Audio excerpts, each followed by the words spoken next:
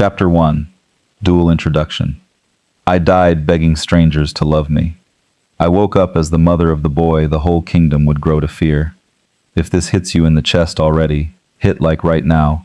It helps more people find this story. And trust me, you don't want to miss what happens next. The last breath I took in my old life tasted like regret.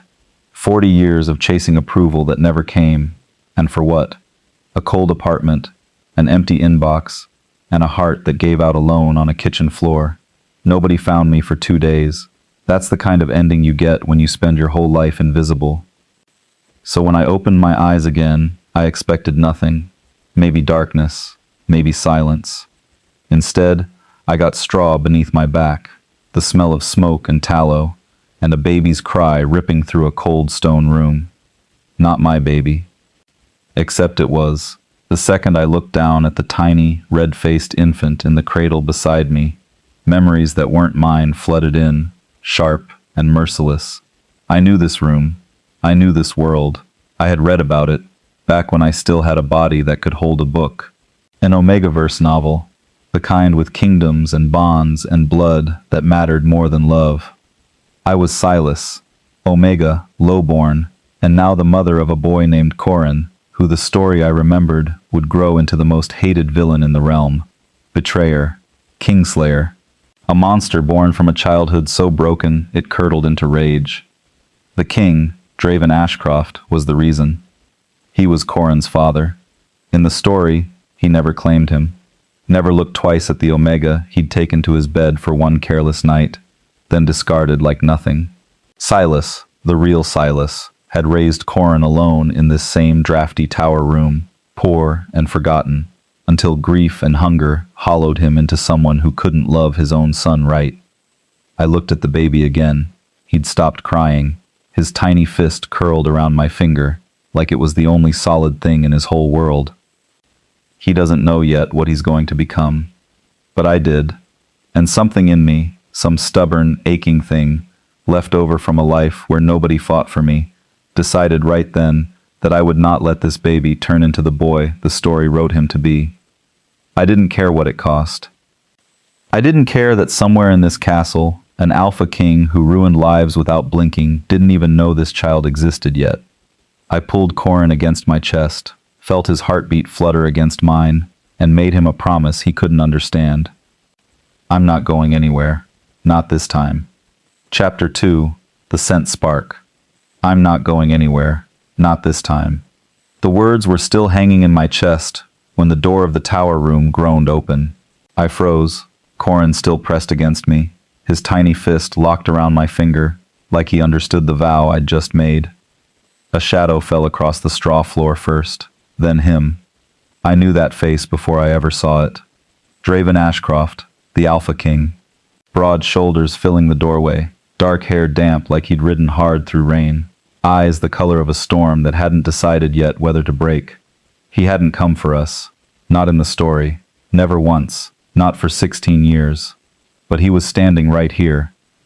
My heart slammed against my ribs so hard, I was sure he could hear it. I curled tighter around Corin, some ancient Omega instinct screaming at me to shield him, hide him, disappear before this man's attention could land on either of us, and ruin everything before it started. Someone told me a child was born in my keep last night, Draven said. His voice was low, rough, and unreadable. In my own castle, and no one thought to inform me. I said nothing. My throat had locked shut. He stepped closer. The scent hit me before I could brace for it. Something like cedar and smoke and cold iron, sharp enough that my knees actually weakened. I hated how my body responded to it, this stupid biological pull toward a man who, in the story I remembered, never once looked back. His eyes dropped to the baby in my arms.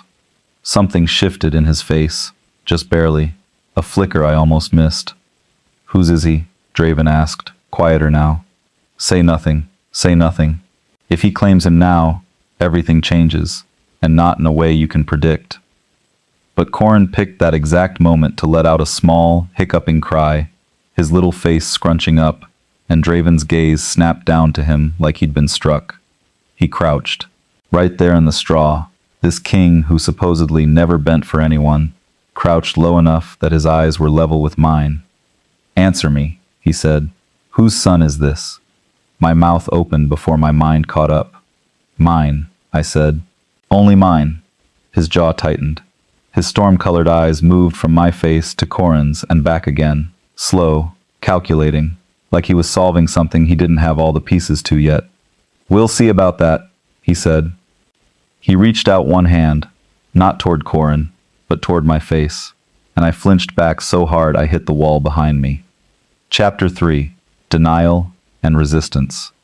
I hit the wall behind me so hard the straw scattered from beneath my knees. Draven's hand froze mid-air, inches from my face, and something crossed those storm-gray eyes I didn't expect. Not anger, hurt. "I wasn't going to hurt you," he said, low and rough, pulling his hand back like it burned. "Forgive me if I don't believe in kings." My voice shook more than I wanted it to. Corin whimpered against my chest, and I pressed my lips to the top of his head, breathing him in, using him as an anchor against the storm sitting 3 feet away from me. Draven's jaw ticked. He rose to his full height, and the room felt smaller with him standing in it, his shadow swallowing the weak morning light through the narrow window. "You said he's yours," he said.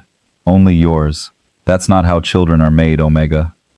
Maybe where I come from, that's exactly how it works." His eyes narrowed, sharp enough to cut. "You're lying to me."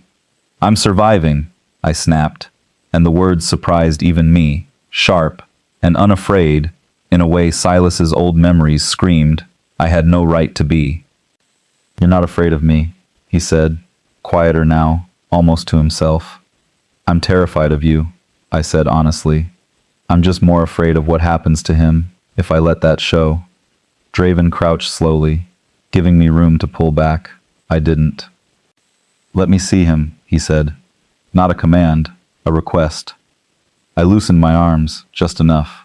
He leaned in, breath warm against my collarbone, and his whole expression shifted, hardened, and softened in the same heartbeat. "He has my mother's eyes," Draven murmured. My heart stopped. "That doesn't mean anything," I said too fast. "It means everything." His gaze lifted to mine, and you know it. His hand found my jaw, gentle, tilting my face to his. "Tell me the truth, Silas," he whispered.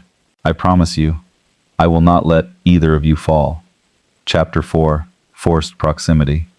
I stared into his eyes and felt the lie crumble behind my ribs. "He's yours," I breathed. "There, now you know." Draven didn't move. His thumb brushed once across my cheekbone, slow, almost reverent. "Why did you hide him from me?" "Because, in every version of this, I imagined you were never the kind of father worth trusting with him." Something wounded flickered across his face. "Then let me prove you imagined wrong." Footsteps thundered up the stairs. A guard burst through the door, breathless. "My king, riders from House Voss. They demand an audience. They won't wait." Draven's expression shuddered instantly. King again. "This isn't finished," he told me. "It never is with men like you." A ghost of a smile cracked through. "You'll be moved to the East Wing. Guarded, both of you. I don't need a cage dressed up as protection.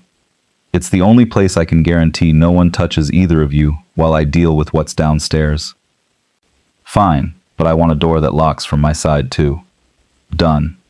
He turned to leave, then paused. "Silas, thank you for not lying to me again."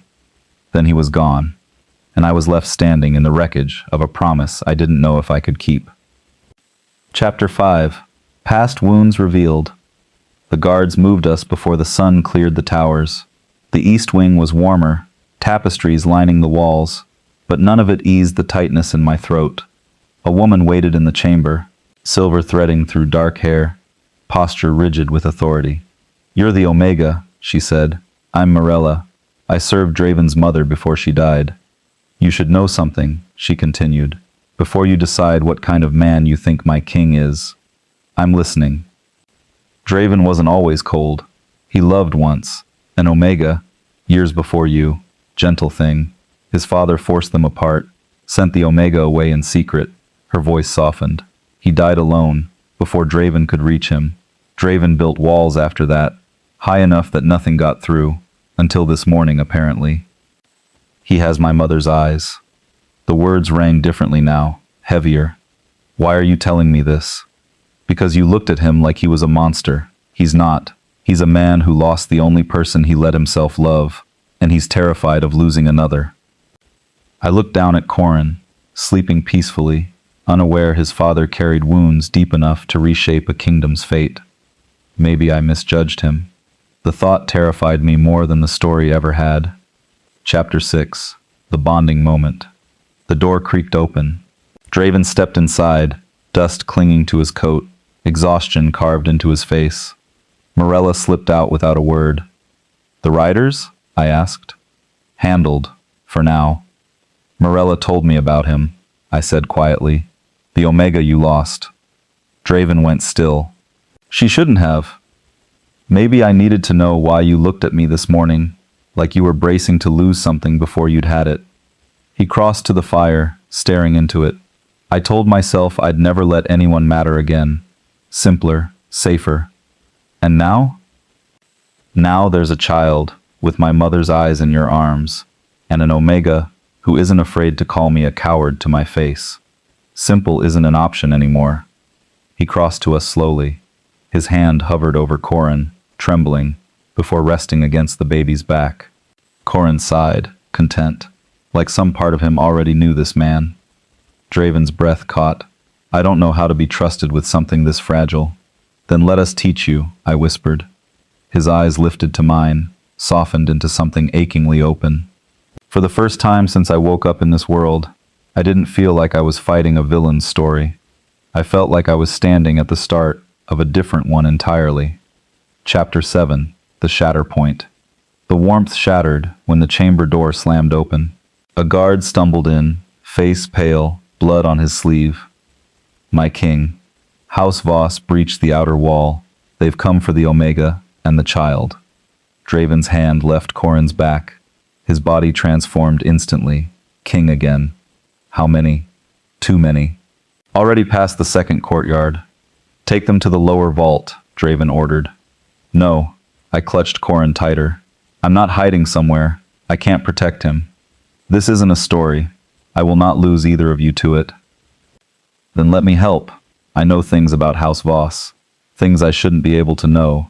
And if you lock me away, people could die because you refuse to listen." His jaw clenched hard. "Talk fast. They won't attack the vault. It's a distraction. Their real target is the East Tower stairwell. They'll slip a smaller unit through to take the child directly." "How do you know this?" "I don't have time to explain, and you don't have time to doubt me. Trust me, just this once." Draven looked at me one long, unbearable moment. "Guard the east stairwell. Double the numbers, now." The guard bolted. Draven turned back to me, fear in his eyes that wasn't for himself. "If you're wrong," he said hoarsely, "I could lose everything in one night. And if I'm right, you'll still have both of us standing here when the sun comes up." He strode for the door, voice booming orders down the corridor. Minutes stretched like hours. Then footsteps, pounding up the tower stairs exactly where I said they would. The door burst open. Not Draven. A stranger in black armor, sword drawn, eyes locking on the baby in my arms. "Give him to me," the man snarled, "and you live." Chapter 8. The Choice. I backed against the cold stone wall, Corin's cry rising sharp and terrified against my chest. My mind raced through everything Silas's memories held, every scrap of knowledge from a story I'd only ever read, never lived. "You won't touch him," I said, and my voice didn't shake this time. The man in black armor stepped closer, sword catching the dim firelight. "House Voss doesn't make idle threats, Omega. Hand him over quietly, and no one else has to bleed tonight." "He's a baby," my back pressed flat against the stone, nowhere left to retreat. What kind of house sends soldiers after an infant? The kind that won't let a bastard threaten a bloodline centuries old. I glanced toward the door, calculating distance, calculating everything, the way I used to calculate risk in boardrooms, in a life that felt impossibly far away now. There was no clean way out. No clever line of negotiation that would save us. So I did the only thing left. I screamed. Not for help, not exactly. I screamed his name, Draven's name, loud enough to rattle down every stone corridor in that tower, praying it would carry over the chaos outside. The soldier lunged. I twisted, curling my whole body around Corin, taking the brunt of the impact against my shoulder instead of my son. Pain exploded white-hot down my arm, but I didn't let go. I would not let go. The door exploded inward. Draven moved faster than I'd ever seen anything move, a blur of fury and steel, and the soldier who'd lunged for us was on the ground before I even registered the king crossing the room. Draven didn't stop at disarming him. He didn't stop at anything gentle. When it was over, the silence in that chamber was heavier than the fighting had been. Draven turned to us, chest heaving, blood not his own, splattered across his knuckles. His eyes found mine, then dropped to Corin, still crying but unharmed, still safe in my arms. "You're hurt," he said, voice cracking on the words. "I'm fine." I wasn't. My shoulder throbbing violently, but it didn't matter. Not yet. He crossed the room and pulled us both against him, careful of my shoulder, careless of the blood on his hands, staining my sleeve. His forehead dropped against mine, and for a moment neither of us said anything at all. "You saved him," Draven whispered. "We saved him," I corrected. His arms tightened around us both. Chapter 9. Aftermath and Reckoning. Neither of us moved for a long time. Corin's cries had softened into hiccuping whimpers against my chest, and Draven's heartbeat thundered under my palm where it rested against him, still racing from the fight. "They'll try again," I said finally. "They won't get the chance." His voice had gone hard, cold in a way I hadn't heard from him yet. "House Voss just declared war on my son. I intend to make that the last mistake they ever make." I pulled back enough to look at him. "Draven, if you burn their house to the ground in rage, you become exactly the king this story always said you'd be. Cold, ruthless, alone, at the top of a pile of enemies." His jaw tightened. "You'd have me do nothing? I'd have you be smart instead of furious. There's a difference, and it's the only thing standing between protecting your family and destroying yourself doing it." Something in his face cracked open again, the same vulnerable flicker I'd seen twice now, quick and unguarded before he could smother it. "You keep doing that," he said quietly. "Doing what?" "Seeing straight through me. No one's managed that in years." Morella appeared in the doorway then, out of breath, relief flooding her face at the sight of us alive. "My king, the eastern attackers are contained. 3 captured alive. They'll talk." "Question them," Draven said. "I want to know who gave the order."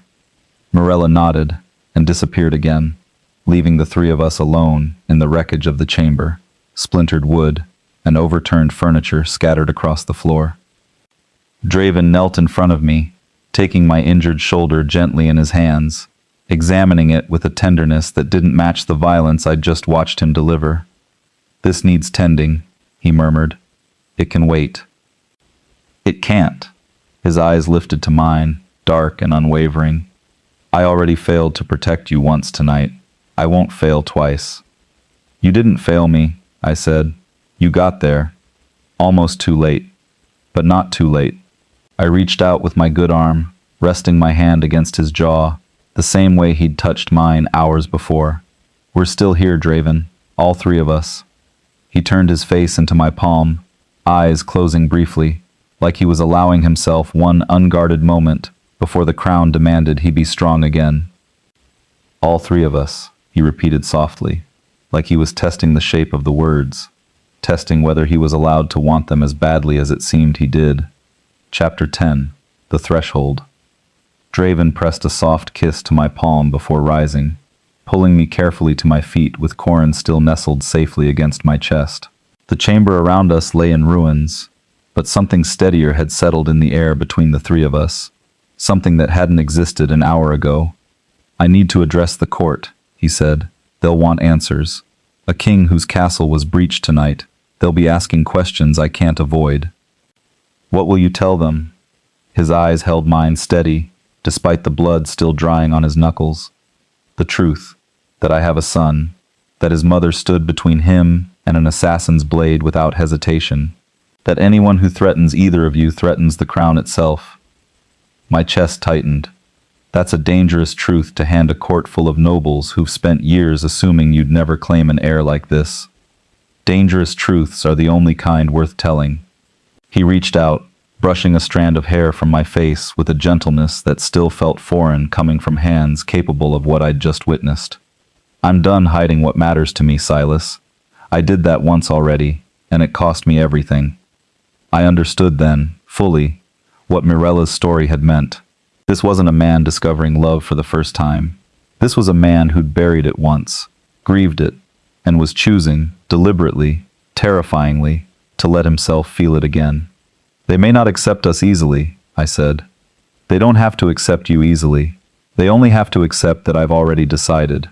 His hand slid down to rest against Corin's small back, the same protective weight I'd felt from him hours ago, except steadier now, surer. Both of you, for as long as you'll let me stand beside you. Corin stirred, one tiny hand reaching blindly until it found a fistful of Draven's sleeve, gripping tight even in sleep. Draven's breath caught audibly. I think he's decided too, I said softly. A rare, unguarded smile broke across the king's face, the kind I doubted many people in this castle had ever been allowed to witness. Then let them see it, he said. Let the whole court see exactly what I refuse to hide anymore. He offered me his arm, blood and all, and I took it, Corin secure between us, the three of us standing together at the threshold of a room that had nearly become our grave. Whatever waited beyond that door, court, politics, enemies still circling, I no longer felt like I was facing it as the forgotten Omega the story once wrote me to be. I felt like I was walking into it as someone worth fighting for. Chapter 11. The Court's Reckoning. I felt like I was walking into it as someone worth fighting for. The great hall doors swung open before us, and every noble inside turned as one, a wave of gasps rippling through silk and jewels the moment they saw the blood on Draven's hands, and the child cradled against my chest. My king, an older lord, stepped forward, face pale with alarm. What happened here tonight? House Voss sent assassins into my castle, Draven said, his voice carrying easily across the stunned hall. They came for my son. The word landed like a thunderclap. Whispers erupted, sharp and disbelieving, dozens of eyes swinging from Draven to me, to the baby in my arms. Your son, a woman near the front repeated, scandal thick in her tone. The king has never claimed an heir. I'm claiming one now. Draven's hand settled at the small of my back, steady, deliberate, a public gesture that stole the breath from my lungs. This is Silas, my chosen mate, and this is Corin, my son and heir. Anyone who threatens them threatens me directly. The hall exploded into chaos, voices overlapping, some outraged, some calculating, a few faces going carefully, dangerously blank. I stood frozen under the weight of hundreds of stares, Corin whimpering softly, and forced myself to lift my chin instead of shrinking the way every instinct screamed at me too. This Omega is unknown to the court, another lord called out, lowborn by the look of him. You'd hand the succession to a stranger's blood? I'd hand my heart to whoever earns it, Draven said, voice cutting through the noise like a blade. Tonight, he stood between an assassin and our son, without a moment's hesitation. Tell me which of you in this hall would have done the same. Silence answered him. A single figure stepped from the crowd, Mirella, her chin high, her voice steady. I served this king's mother for 30 years. I have never seen him look at anyone the way he looks at this Omega. If that's not worth the court's respect, then respect was never worth much to begin with. A murmur of reluctant agreement rippled through pockets of the hall. Not everyone, not even most, but enough. Draven turned to me, ignoring the court entirely now, his eyes holding mine like nothing else in the room existed. I know this isn't the life you imagined waking into. I know you have every reason to still be afraid of what I represent. I'm not afraid of you anymore, I said quietly. I'm only afraid of losing what we're building before it's finished. Then let's finish it, he murmured, together. Corin let out a sudden sharp cry, small and furious, breaking the tension in the room, and a few nobles actually laughed despite themselves. Draven reached out, brushing his knuckles gently against our son's cheek, and the baby quieted almost instantly, like he recognized the touch already. I looked out at the sea of uncertain faces watching us, and felt something settle deep in my chest. We weren't safe yet, not completely, but we were standing together, and that was more than the story ever gave us. Chapter 12, The Traitor Revealed. The hall was still murmuring when Morella's expression shifted, sharp and sudden, her gaze locked on someone behind the crowd. My king, the prisoners. They're ready to talk. Draven's arm tightened briefly around me, before he straightened, king again, in an instant. Bring them forward. 2 guards dragged the surviving attacker into the hall, wrists bound, armor stripped, face bruised but defiant. The court fell silent, every noble craning to watch. Who gave the order? Draven demanded. The prisoner's eyes flicked toward the crowd, and something in his sneer made my stomach twist. Someone closer than you think, Your Majesty.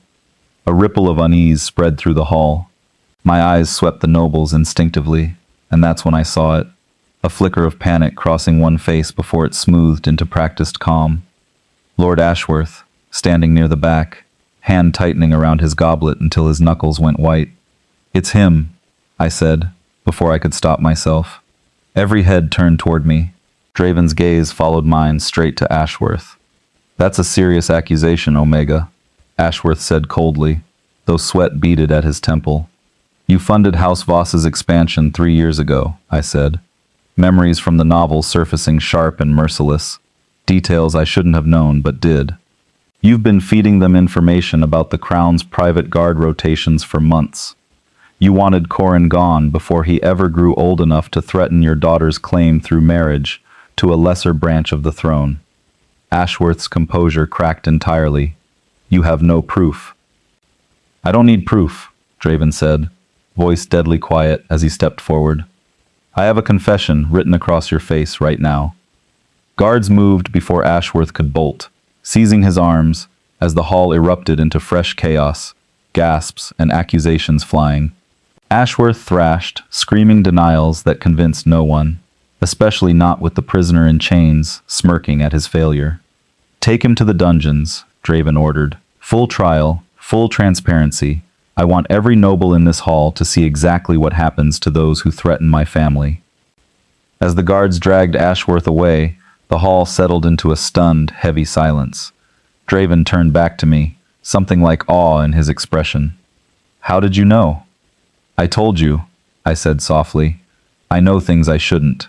I'll explain everything, I promise. Just not here. He studied me for a long moment, storm-gray eyes searching mine, and instead of suspicion, I found only trust settling deeper into his features. Whatever secrets you're carrying, he said, I'd rather face them beside you than without you. Corin squirmed against my chest, and Draven reached for him instinctively, cradling our son against his own shoulder for the first time in front of the entire court. The gesture silenced the last murmurs of doubt in the room. A king who could hold his son so gently didn't look like the monster the whispers once painted. He looked like a father. Chapter 13, The Confession.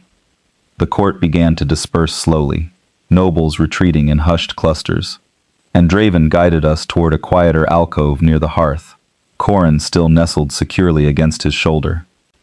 Tell me, he said, once we were finally alone, everything. I took a breath, steadying myself against the weight of what I was about to say. I'm not who you think I am. Not entirely. Silas died the night Corin was born, in the story I remember, if that makes any sense at all.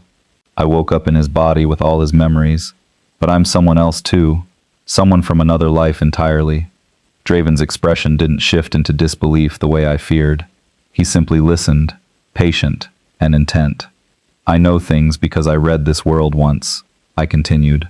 A story where you never claimed Corin, where you turned cold and distant, and he grew up believing he was worthless, until that belief curdled into something dangerous. I know things about House Voss, about Ashworth, because I read how they'd try to destroy this family before it ever had a chance to become one. And in that story, Draven said quietly, what happens to him, to our son? My throat tightened. He becomes exactly what everyone feared, not because he was born wrong, but because no one ever chose him first. Draven's arm curled tighter around Corin, protective, fierce. That will never happen. Not while I draw breath. I know, I whispered. I've seen it already. Tonight, in the hall. You chose him. You chose both of us. He reached out, cupping my face with his free hand, thumb brushing gently beneath my eye, where I hadn't realized tears had gathered. I don't care what story you came from, Silas. I only care about the one we're writing now. It's terrifying, I admitted, not knowing what happens next. The story I remember doesn't cover this. I'm flying blind. Then we're flying blind together. A faint smile tugged at his mouth. I've never had a plan for happiness either.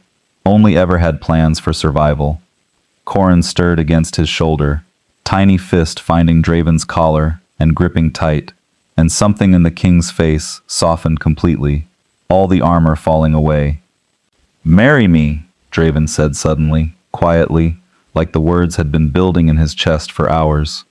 Not for the court, not for politics, because I want you both standing beside me for the rest of whatever life we build, story or no story.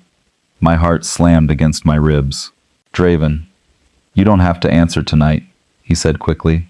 I just needed you to know it's what I want. I looked at him, at the exhaustion and hope tangled together in his storm-gray eyes, at our son sleeping peacefully in his arms, like he'd always belonged there. Ask me again tomorrow, I whispered, and I think you already know what I'll say. Chapter 14, The Shadow That Remains. His eyes lit with something achingly hopeful, before a sharp cry echoed from beyond the alcove, one of the guards shouting, boots pounding against stone. Draven's body tensed instantly, shielding Corin as a soldier burst around the corner, breathless. My king, Ashworth. He's escaped the dungeons. He had help. Ice flooded my veins. House Voss. There's more, the guard said grimly. He's taken Morella. Said he'll trade her for the child. Draven's expression turned to stone. Where?